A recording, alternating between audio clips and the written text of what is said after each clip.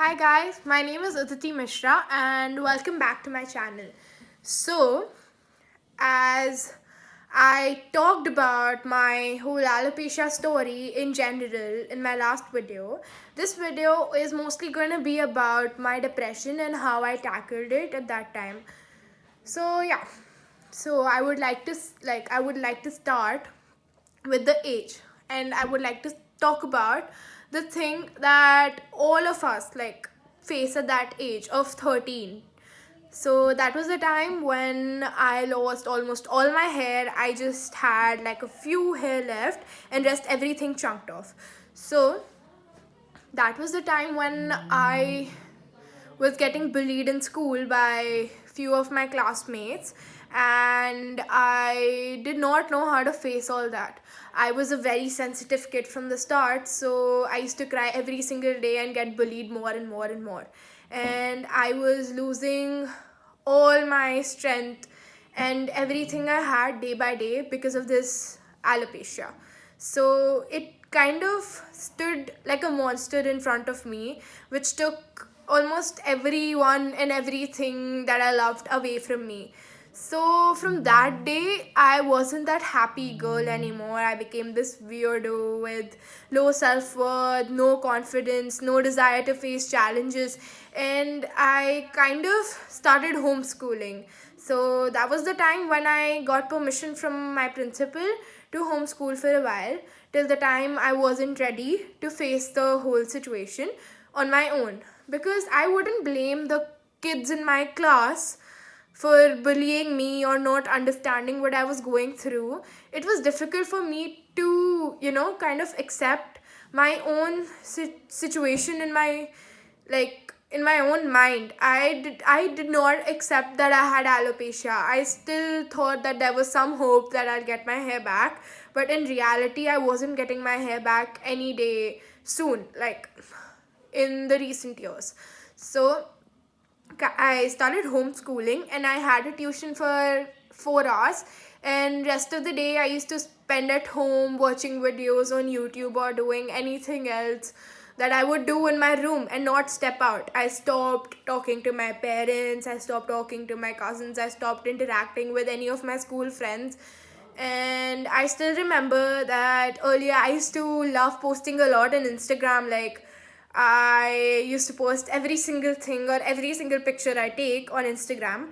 But after I started losing my hair and I did not have any other choice, and the wigs that I used to get were not that, like, I would say that they used to look like a wig and they used to make me look more ugly. So I stopped posting things on Instagram and kind of interacting with all of my friends and classmates. And I would say the main reasons of me doing that was my classmates thinking that it was a communicable disease and that it would spread. And that's when they started talking about me, talking about how I'm going bald in such a young age. And I still remember the time when I was in school. I kind of, kind of made myself invisible. Like, I never used to go out for my brunch or lunch or whatever in school, because I thought if I would go out, everyone will start looking at me, and that's what happened. Like, every single person around me started looking at me, talking about me, and I don't know what they were talking about, but a 13-year-old girl would obviously assume that they were kind of bitching about her or something like that. So I kind of got into a very big depression stage when I used to cry every single day, every night, thinking about why only me? Why, out of many people, why only me having this kind of a disease wherein I lose all my hair? Because hair is kind of considered as a beauty thing. If you don't have hair, you're not beautiful. That's what I used to think mainly. Like, I don't know about other people, but that's what I had. So I used to feel very strong when I had my hair. I used to love my hair so much. And this all happened when I kind of, you know, Like, I was exposed to the teen, and this all happened. So it was a very, very depressing start for me. And I still remember how I was restricted from eating food, like the food that I always loved, which was chocolates, junk, pizza, pasta, or whatever like that. I was always restricted, and there was one day which was supposed to be my cheat day, when I used to eat whatever I wanted. Like, that also gluten free, but I used to have pasta or things like that, which was gluten free.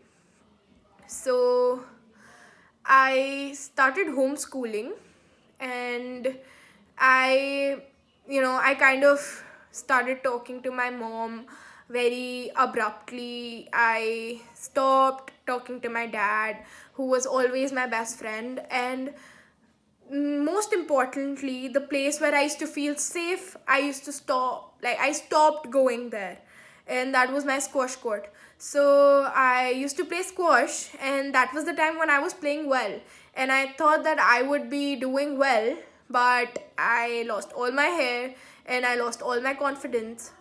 So I stopped playing squash. But one of the major reasons for me to stop playing squash was one of the coaches. I would not mention the name, but I would like to say, like, I would like to talk about it, that there was a coach who used to kind of bully me. He used to call me Tukli, Ganji, Gajni. Like, if that was a thing, that was a movie wherein the guy was bald. So he used to call me Gajni or things like that. And he used to kind of, start hitting me on my head whenever I used to play. And I did not feel safe around him. I felt like I never wanted to play squash. I started hating sports. I started hating my own sport. The place where I used to feel happy when I used to go there, I started hating that place. And eventually, after like, this got, I don't know, the situation got out of hand. And when I could not handle it anymore, and as he was my coach, I could not say anything to him. So I told my mom that I don't want to go to the squash court and I don't want to play squash because I hate it now. So that was the time when my parents were very supportive, and they kind of made me understand that the step which I am going to take is a very big step, and I should think before I take this step. So she told me that I can take a leave for a few days and then think if I want to play or no. So that was the time when I went on a trip with my cousins, and that trip changed my whole life, I would say. And in that trip, I wore my wig and I went, and my aunt kind of told me to try taking off my wig and going for a swim. So I took off my wig, I went for a swim, and there were many people, like many strangers who were there in the pool. So they kind of noticed me for like a while, and after 2 or 3 minutes, they stopped. And that's when I thought that it's only a matter of 2 or 3 minutes. After that, everything is going to be normal. And I need to feel strong in my own skin. The minute or the day I start feeling strong in my own skin, everything will change for me and around me. So I am very thankful to my aunt for doing that, and my uncle for taking me on that trip. That trip changed my life. So when I came back, I told my mom that I won't stop playing squash. I will play squash. And the next day, I went to the courts. I told my coach about the whole situation, and she gave me an idea to take off my wig in front of everyone at the courts and start feeling confident.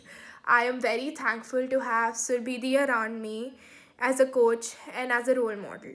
So that was the day when I kind of spoke about my whole situation, and I took off my wig, because before that I only told people that it was a hair transplant that I had got, because like I told people that I had my hair back, and I did not tell them the whole reality.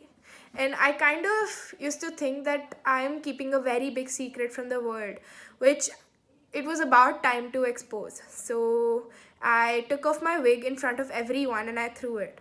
And I was like, this is the real me. This is who I am. I'm bald. And for a minute, a few kids, like little kids, I think first grade or second grade, they started talking, but after a while, it was all okay. Like everything was fine, everything was normal. Am very thankful to have a family, like a second family where nobody judges me, and that is my Scotch family. And I'm very thankful to have every single person around me who never judged me on the way I look or the way I am. So after that, my exams got over and I got good grades. So that was the time when I felt confident to kind of get back to school. So after the summer breaks got over, I it was my first day of school and I planned to go bald. So my dad dropped me, and I still remember I was in the car and waiting at the reception gate to go to the school. And I still did not feel that confident. So I was taking laps around the school to feel more confident. But then my dad told me it's now or never. Either you get out of the car and go to the school, or you come back home with me. So I was like, no, I'm gonna do this. I'm gonna go to school. So I got off the car and I stepped inside the school. And I still remember there were kids again who were kind of laughing and making fun of me. But I took that in a very nice way, and I did not look back. I walked and I went to my class. And as I entered the class, there were a few girls who were again talking, the girls who bullied me when I first faced all this, depression and everything. But I looked at my gang, like the only boy gang I had, and they all were very happy for me, like to come back to school. And that was when I first felt very confident about my own decision, and I started accepting myself in my own skin. And after that day, I did not wear wigs to school, but I started wearing my bandana and caps. And yeah, that was when I finally gained my confidence and got out of depression and went to school. So yeah, that was my whole depression story. And thank you all for watching. And I will see you guys on next Wednesday.